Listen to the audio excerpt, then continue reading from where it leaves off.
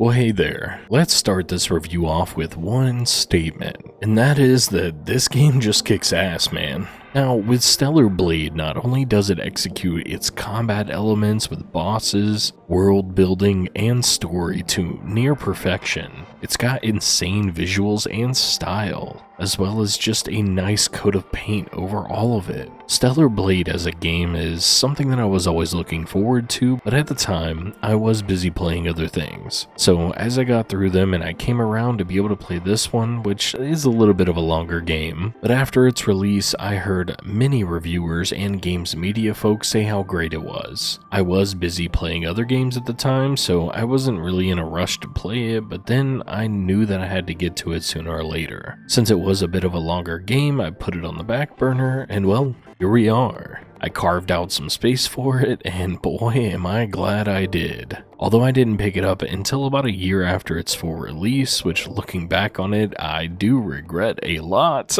but I do wish I experienced this game as soon as possible. And the more time that passes since I did complete the game, the more that I think and reflect upon it.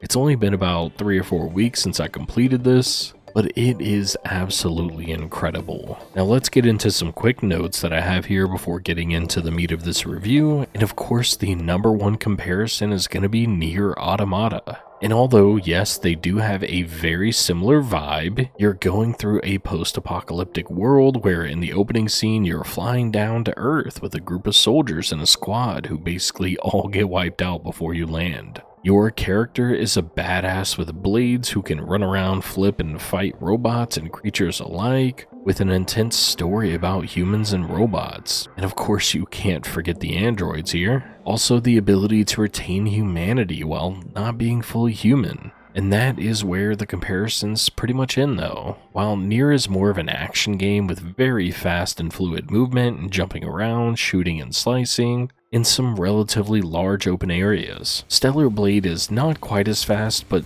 yes, it is very fluid. It's mostly compared to a Souls-like in the way that you can block and dodge and attack the enemy with a slow but thoughtful strike. You also have abilities that you can utilize once you fill a gauge to do so, but you also have a healing mechanic that is a healing flask from the Souls games directly. And although some of the combat is in open zones, you're mostly in a linear hallway or area within the game that has you just destroying enemies as you work your way through it. Now that we're done directly comparing it to Nier, let's get on to this review. And I'd like to start off by saying that there will be a little bit of spoilers here for enemies and some of the endgame elements like abilities and zones. And I will be speaking pretty much in full about a lot of the elements for gameplay and bosses alike for the endgame.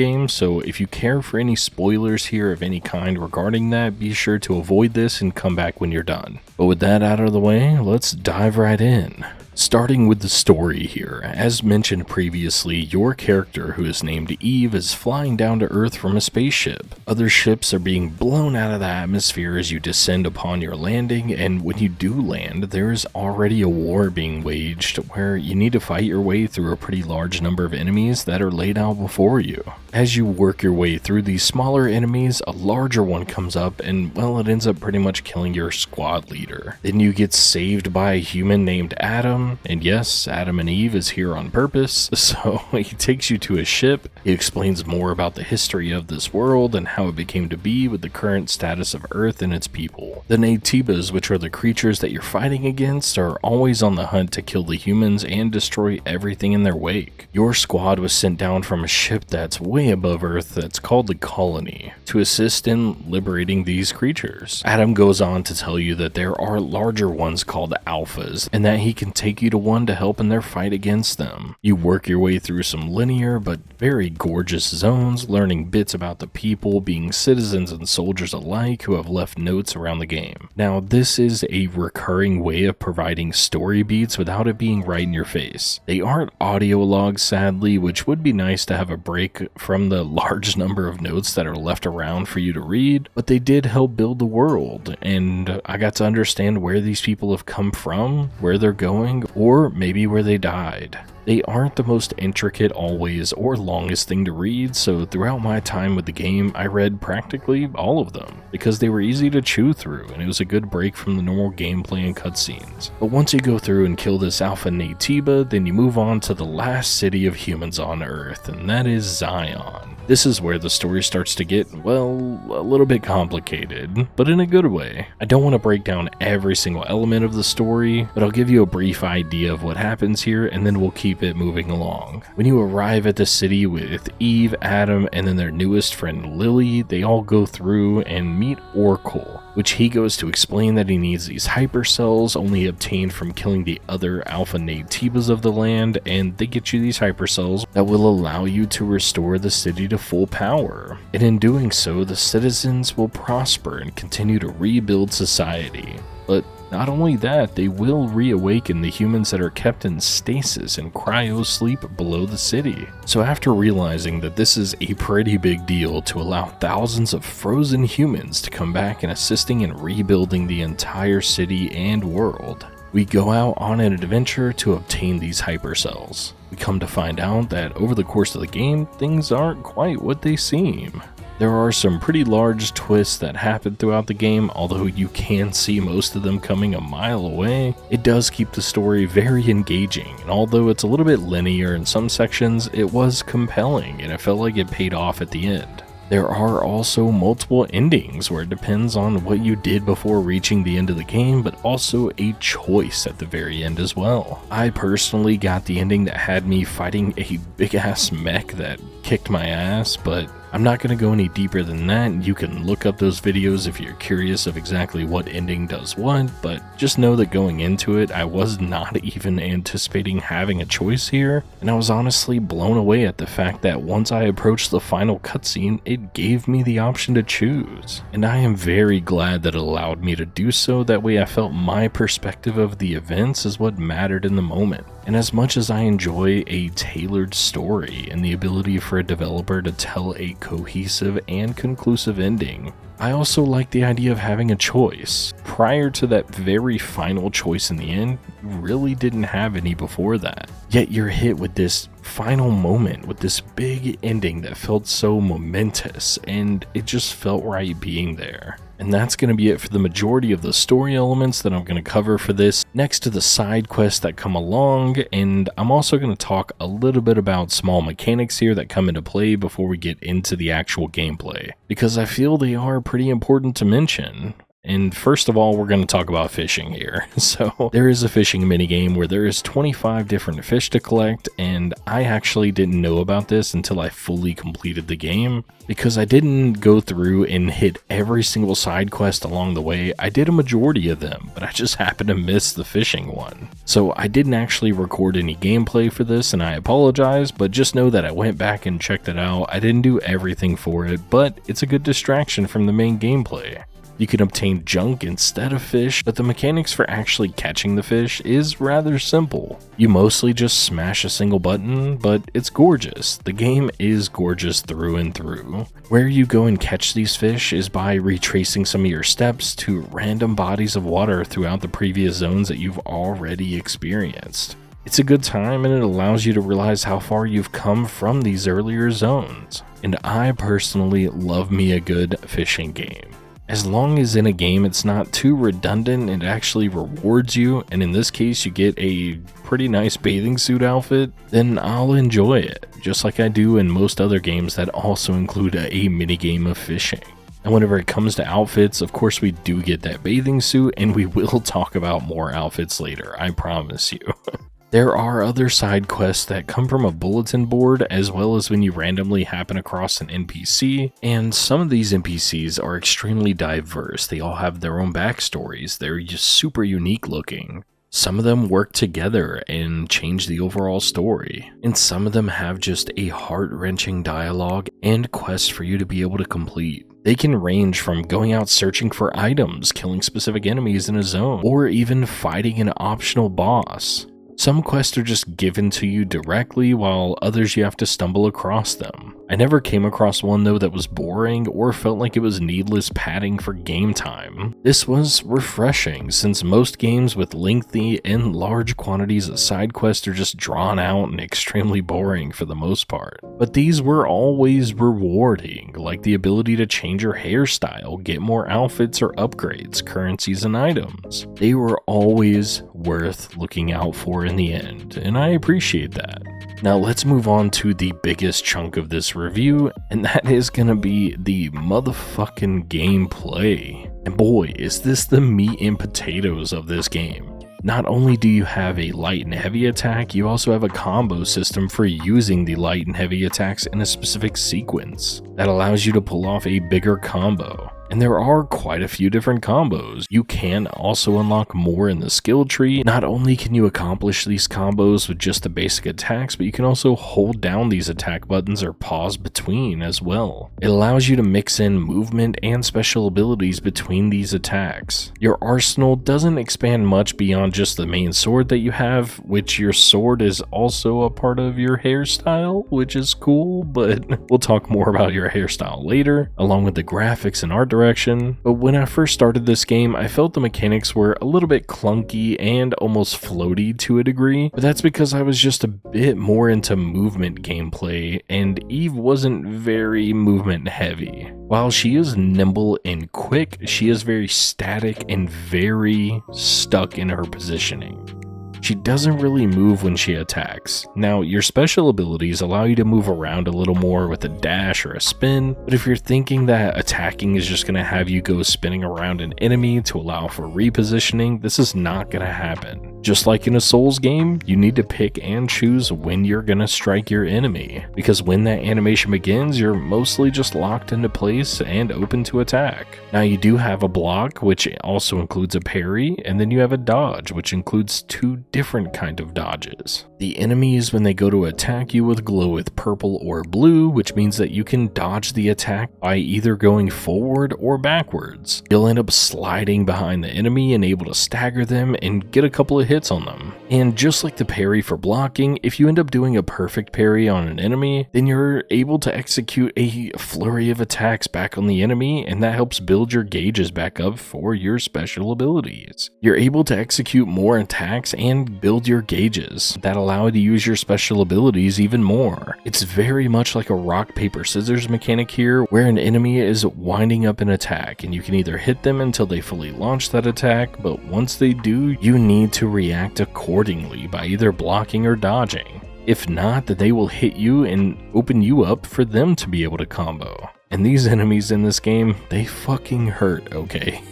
Early on in the game, I was attempting to play it more casually and mess around with these enemies a little bit, kind of tagging them and running away, but that's not really possible, even the small fish here. And yes, I do mean that literally, because there are fish-like enemies in this game. They will kill you in 2 or 3 hits even in the early game. Now, while the game does continue to expand the gameplay more and more as you progress the story, allowing you to just obtain more abilities altogether, a gun for ranged attacks, and a second set of special abilities that utilize a separate gauge. These gauges are separated into beta and burst skills accordingly. There's also a stagger mechanic as well, with a gauge that's similar to Sekiro in a way, where you can knock the enemy into a stun state, allowing for a bigger and longer string of attacks. But that's only if you stay on the offensive. If you don't continue to follow up the attacks, that stagger gauge will just build back up to full, giving you a choice between whittling down their HP very slowly, or try to gain a quick advantage and stagger them for a big chunk of health to be taken off. That's the most of the basics for combat. The last part of gameplay here is going to be the movement skills, which it's sort of funny. Starting off, I saw a lot of places where you could double jump, and that would have been great for getting around.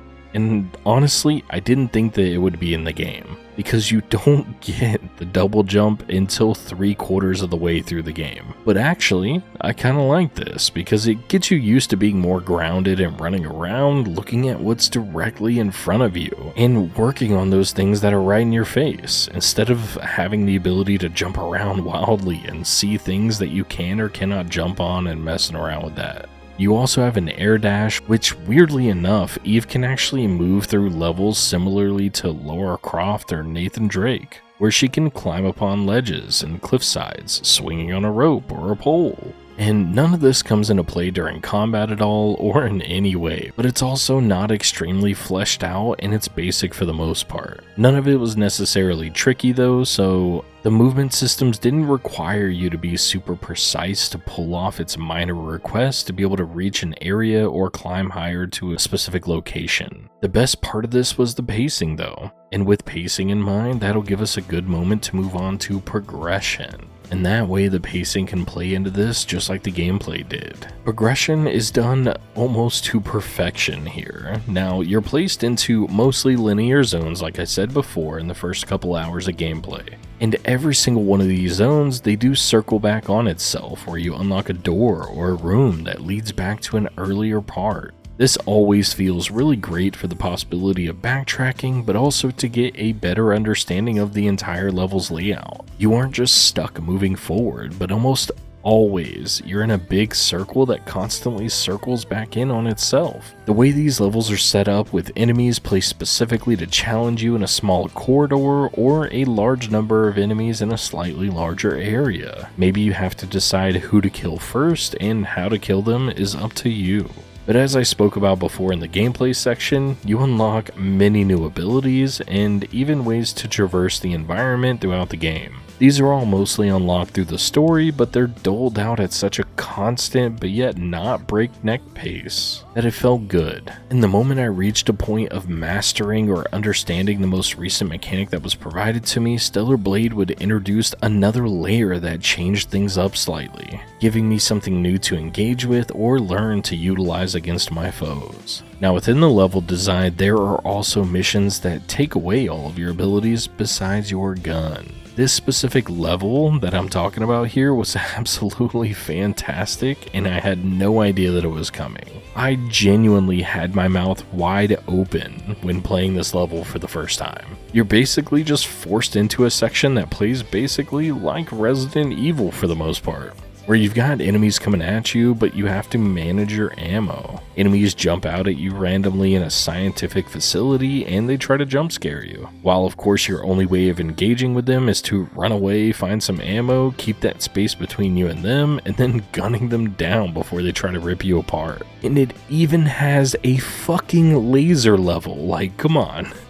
Now, it's not the laser hallway that turns you into cubes, of course, but still, the influence is there, you can see it. And this random portion is part of the main quest that popped up after hours of gameplay. And then I didn't see it repeated again for another 8 to 10 hours of playing. They don't just throw these out here randomly to break up combat, and it's placed very specifically, which speaking of specifics here, choosing which upgrade you want in this rather large skill tree can be almost daunting, because not only are there a large number of choices, but they are all pretty meaningful. Do you want more damage or stagger buildup in a combo, or do you want lifesteal or maybe a third hit within that combo? Extra abilities to utilize when parrying or dodging out of the way. There are so many options available here and they're all meaningful. And again, they aren't all available off the rip, you do have to unlock these skills as you play through the story. They make you choose between saving these skill points for something bigger down the road or take what you already have at your disposal. I personally grabbed anything and everything that I could upgrade as soon as it was available,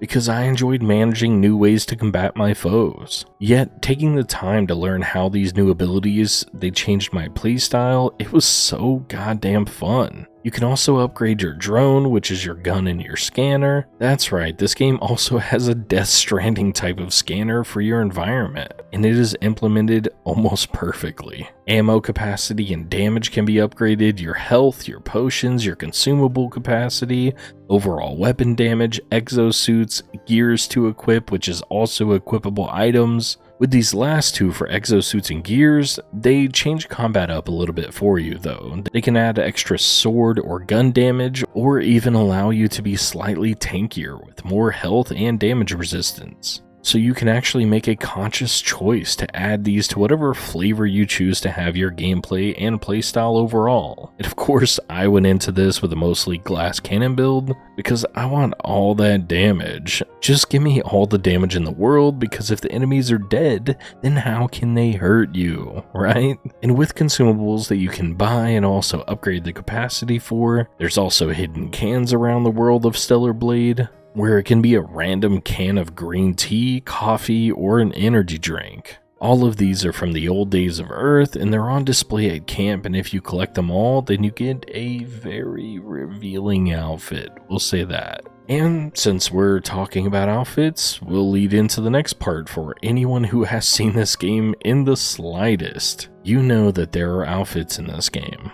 And while they don't change gameplay at all, they do.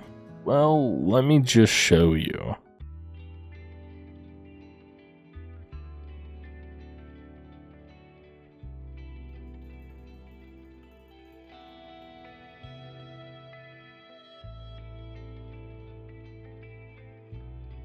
They look amazing, okay? So for the graphics of this game, which is this next section here, the game is just absolutely incredible looking. These developers placed every single thing in this world with intention. From the level layout to the grotesque features of a Naytiba, the most lacking in graphics would have to be the actual facial animations. They are pretty stiff and robotic, which, as I type this out now, might be intentional for story reasons, maybe? But anywho, moving on, there is a sewer area that I specifically want to talk about here, where it showed that humans used to live. There is a teddy bear that's on a swing with couches and a living space where when you look around, it just looked so lived in and so fucking real. I genuinely spent 10 minutes walking around this area, enjoying every little detail and story element on display. Every single little item is placed with such a specific manner that just seemed so goddamn real, that I just had to sit here and live in the moment. And this isn't the only time that this happens. This is done all over the place, where areas are fully deserted with little to no human interactivity, to the city of Zion, where it shows that people are trying but mostly failing at an attempt to rebuild this little town.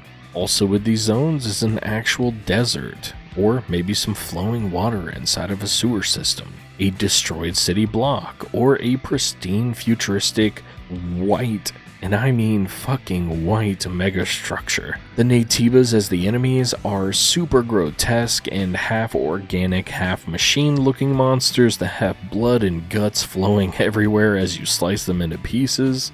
And the lighting in some of the zones absolutely just get me in the mood for the vibe that they want to present. And especially the camps, where the layouts may be some of the most gorgeous sights of the entire game. Where they're located, the environment that's laid out before you, they are just a sight to behold, and that is putting it lightly. Just take a look at some of these and tell me what you think of them. The word gorgeous is the best way that I can describe the graphics to the animations, which then leads us to talk about our main girl, which is Eve. She is one of the few but growing list of femme fatales that we have in gaming. Whether it be 2B from Nier or Bayonetta, they are actually the two closest comparisons that I can make, where they're sleek and stylish yet insanely proportioned characters that you play as in these games. Eve has her long hair, and you can make it short of course if you unlock that customization, to also having stylish choices in outfits, which most of them, yes, they are extremely revealing. But what I do love about this game is, regardless of how revealing it is, the outfits are just fucking incredible looking. They're unique, and none of them felt basic or felt like they were too plain to at least try on for a little bit. You can also unlock a few dozen of these outfits just by playing the game. And in an age where other companies would charge you $5 to $10 and not have it be in the base game, instead they would make it unlockable DLC via real dollars, it goes to show the people who made this game truly made it because they enjoyed it and they wanted the players to have fun, not to just milk them for every single penny that they have available. And given that the main protagonist here is meant to be this leading embodiment of sex appeal, of course, they could have easily charged even just a few dollars and made a ton of money doing so. but they fucking didn't. So good job to you, you beautiful Korean developers. We love you. Next up on the list is music and audio. Enemy boss fights are set up in a way with their own songs that amp up and slow down, based on the current state of the fight. Open areas and non-combat zones also have their own unique tunes. Then of course, every time that you set up a camp, there is music playing, where you can actually choose between a few different songs. The majority of the time, I just sat here enjoying the music or pumped my fist whenever there were certain songs playing that were blasting into my ears, hyping me up for that next battle, or enjoying that somber piano playing as I walked around a city just chatting with my favorite people. Then every slice of your sword or smash of your enemy is always precise with just the right amount of force behind the blows. Each swing has a nice punchiness to it, and they are tuned just right to sound great. Even your dodge and block have a satisfying ting and swoosh sound. And yeah, I know that's not super descriptive, but that's the best way that I can describe a dash is with the little swoosh that they do, and you know what I'm talking about, so we can move on from that. The audio design is basically killer across the board here. The one place that it's lacking is, weirdly enough, just like the graphics, is the facial animations, the voice acting. I did play with the English dub on, so the stilted faces and the mediocre voice acting, it kinda took me out of the moment on occasion, but it was never bad enough that I really took too much offense to it, and sadly enough, Adam is the worst offender here, and as long as you aren't worrying too much about how the words are said, and instead you focus on the meaning behind the words, then that's all that's really gonna matter. I want to take a small moment here to also talk about difficulty. This game, just like other Souls type games, can be difficult. I died to the normal enemies on occasion because they're no slouches and they need your respect to either play the game correctly or avoid them altogether. Otherwise, you will end up on your ass and be back at the most recent visited campsite in no time. Now the bosses, on the other hand, they pack a hell of a fucking punch. This game doesn't have but maybe a dozen or so bosses, and the first 6 or 7 of them had me download them after a few attempts, maybe 2 or 3 tries, and I was able to defeat them without too much hassle, because I really did start to enjoy the combat, and I was able to learn the ins and outs to a way that felt really great. It felt really good to even overcome these with a good bit of challenge, but nothing too crazy that I couldn't overcome. But then after roughly the halfway point, this game basically turned into some of the most insane bosses from Sekiro. The last 5 or so bosses in the game, I died a minimum of 10 to 20 times each, because you have to dodge, parry, block, and then attack them very specifically. Out of these last 5 or so bosses, they just continue to amp up in difficulty, where the first one killed me maybe 10 times, the second one was 20, the next one was 30, and so on and so forth. By the time I got to the final boss, I think I died like 50 or 60 times to that guy, and the boss before him was at least 40 or 50. The challenge just kept growing, and although I wasn't much stronger after each battle, I had similar items, equipment, and gear. It basically forced me upon what most people consider that get good moment, where I actually had to get good or die trying.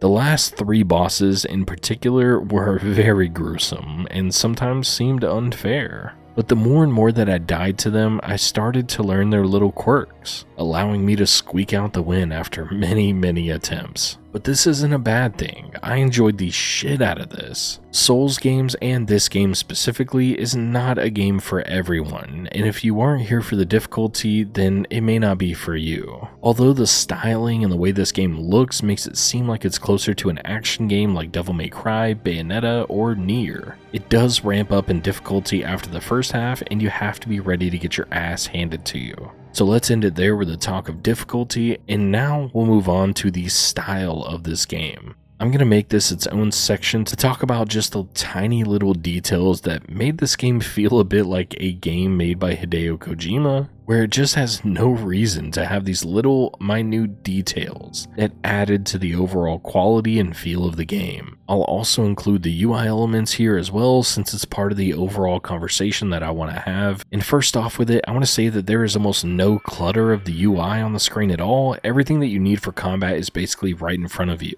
You have some pretty small icons in the bottom left and right hand corner that relay the most important information like health and abilities. These are done in a very clean and minimalistic style, showing you exactly what you need to know with precision. how many health potions you have left, how much ammo, abilities, along with the gauges for your health. All of these relay the information in a mostly simple manner but stylistic approach. You can also use a radio menu where you can equip different ammo types or consumables, which is fast and fluid. I never had any hiccups or annoyances here. Everything is clearly indicated with descriptions, and then you have the main menu selections as well, where just like in many other games recently, you can cycle from left to right to be able to see the map, which honestly the map is pretty dang good, abilities and collectibles, missions, equipment, and settings. It's all fast and fluid. I never felt like it was getting in my way of enjoying the game, doing exactly what I needed very quickly and efficiently, allowing me to get in and out of the menus, accomplishing exactly what I needed to continue chewing through what was in front of me to actually play the game.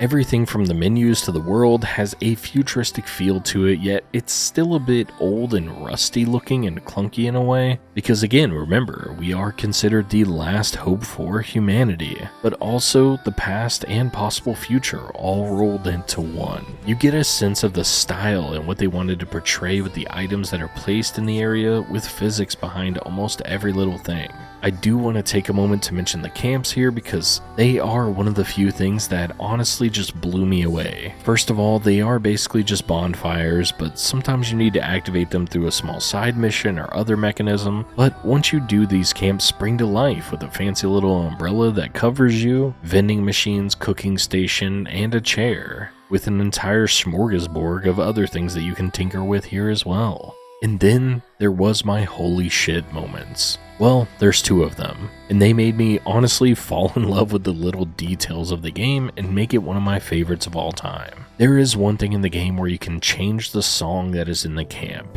There's only 4 songs to choose from, which is totally fine, but they have a fucking Windows Media Player equalizer for them. Why is this in the game? Like, they had no reason to go this hard on a random equalizer for 4 song choices in a camp.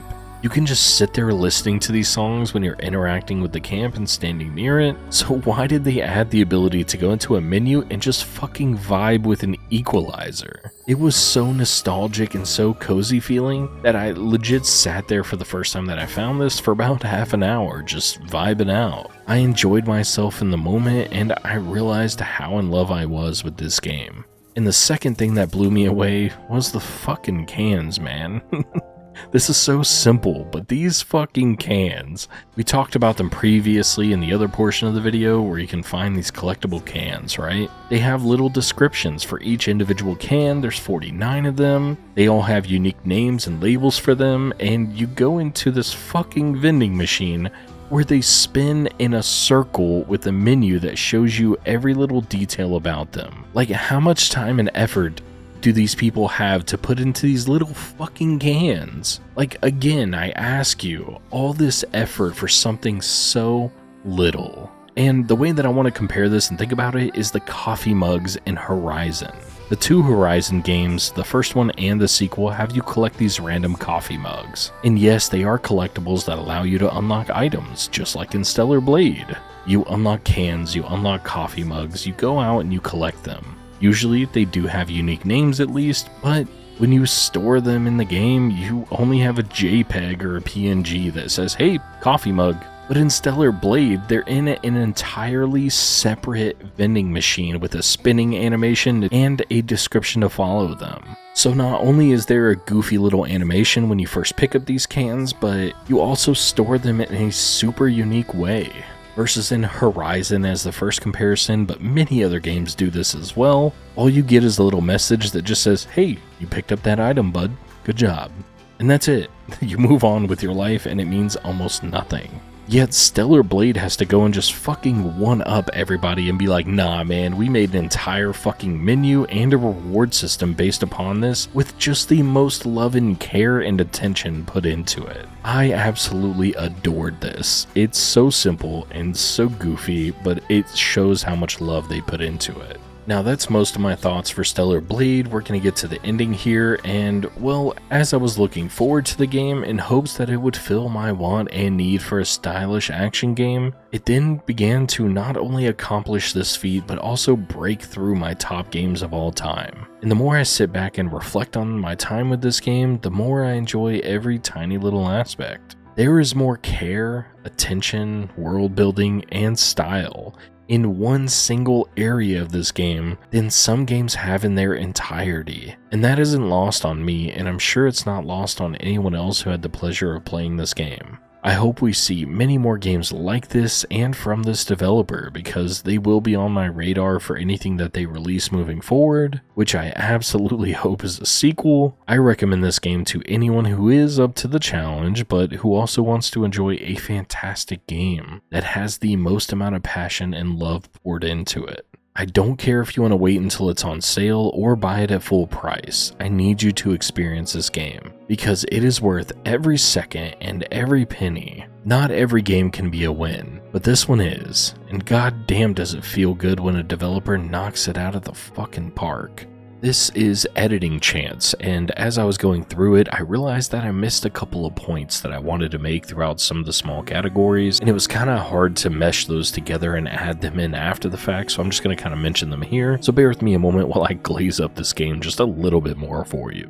First things first is, with the soundtrack, not only is it phenomenal, but there are over 100 tracks in this game, and some of them are so hype I couldn't even use them in the review. They are so bombastic and boisterous and just so loud and crazy, whether it be insanely metal, screeching, yelling, or it be some techno beats that sound like they're coming from DDR or Jet Set Radio. The soundtrack gets me every time, and every single song used throughout this entire review was from the game. And then one thing also with the UI elements in this game, whenever you go into the skill tree, they actually give you a small video to preview that ability that you're about to unlock. Whether it adds a final attack onto your basic attack string, or it makes your ability extra strong with an extra combo system added on top of it. It will show you an example of what you're choosing to add and upgrade before you actually do so. And then there's also a training room directly into the skill system. It's pretty nuts with how just in-depth this game is to add small things like that you wouldn't think are there in most other games.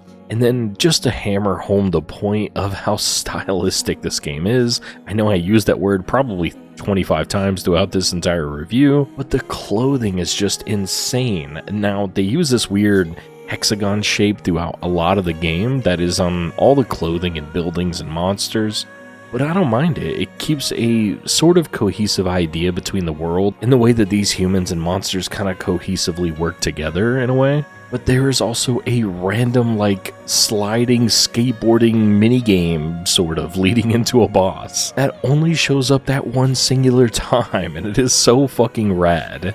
These little tiny things that they add in here that only last a minute or two in some cases. They're not there to stick around for a long time. They don't even show up more than once throughout the entire game. They literally show up, they're there, they do their thing, and then they get the fuck out of the way. But I think it's fantastic for doing so. It's well implemented, it plays well, it looks awesome, it's unique, and I wish a lot of developers would kind of just have a little bit more freedom and be okay with the free flow of changing things up and trying something new. But that's going to be it for this part of the last bit of glazing that I want to do for this. We'll get to the outro now, and thanks for listening. I hope you enjoyed it, because I sure as hell did. And with that, I'll see you next time.